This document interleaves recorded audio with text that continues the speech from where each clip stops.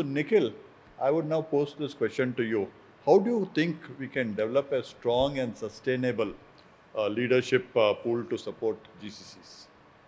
It's a very interesting question, and a lot have been spoken about universities and partnerships, and your article also speaks about the same.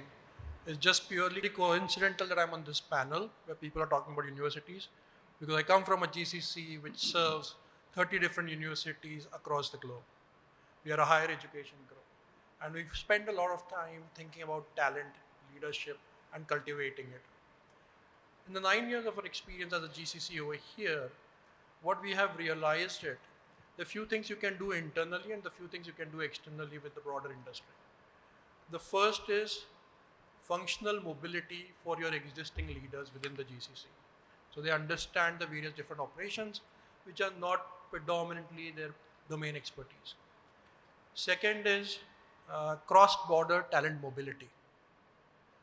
Send people over to HQ, and we have 30 subsidiaries, so they are based out of 8 different countries. Send them over to these institutions for long-term assignments, not short-term, long-term assignments, because then they can spend time over there understanding the culture over there, the way they think about the GCC over here, their perspective, and explain them our perspective. That helps us to identify cultural gaps. And once we have identified that, that helps us to then develop a foundation layer of cultural integration.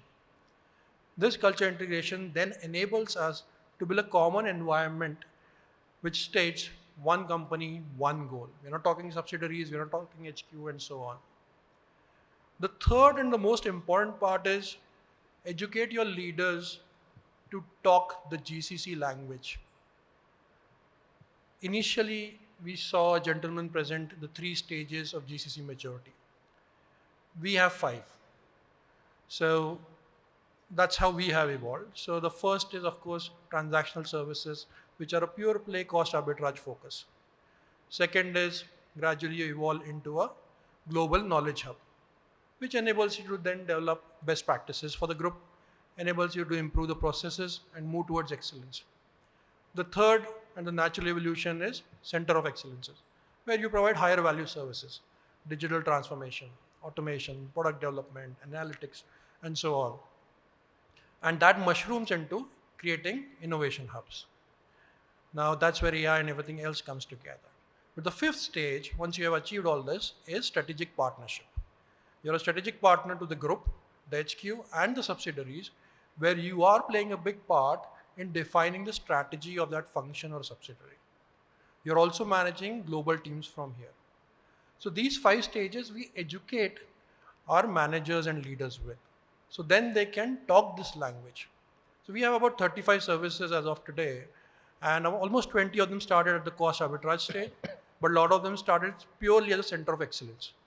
Now, center of excellence is a great term, but is the value actually delivered proportionate to what a center of excellence is?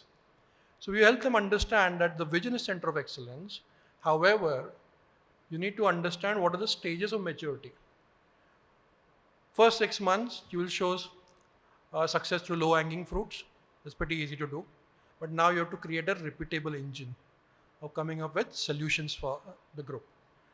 It will take a couple of quarters for the commercial side of the business to agree that yes, value has been created.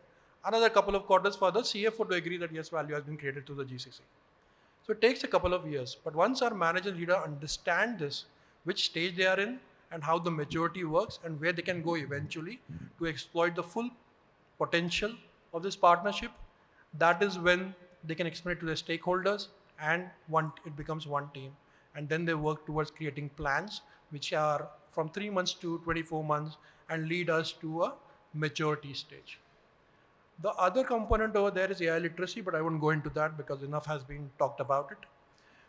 Apart from that, the industry and universities have to come together, academia, to build contextually relevant courses for the GCC.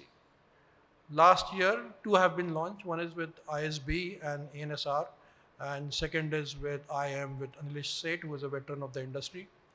I am not affiliated with any one of them, by the way, but they're really good courses, and you can sponsor your people to go through those. Last and the most critical factor for me personally as a leader and to cultivate the next generation of leaders is help them understand the business, because most people are still in silos. And when I say business, help them understand where does the business sit in the value chain, both horizontally and vertically of the sector you're operating in. And where does that sector sit within the ecosystem that exists? When they get this stratospheric view of the world, they start observing the changes. And these changes eventually lead into patterns which they anticipate as new capabilities that we have to build. And that's when they go back proactively to the HQ saying that these are the capabilities we'll build for you over here. And the paradigm shifts into us creating value beyond innovation, but future proofing the organization, ensuring there's a relevancy with your customers.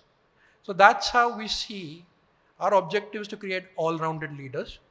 And these all-rounded leaders will collectively create more value in the GCC ecosystem where we give back to the enterprise, of course, but also more economic value for the locations they are based in, and that will lead to more prosperity.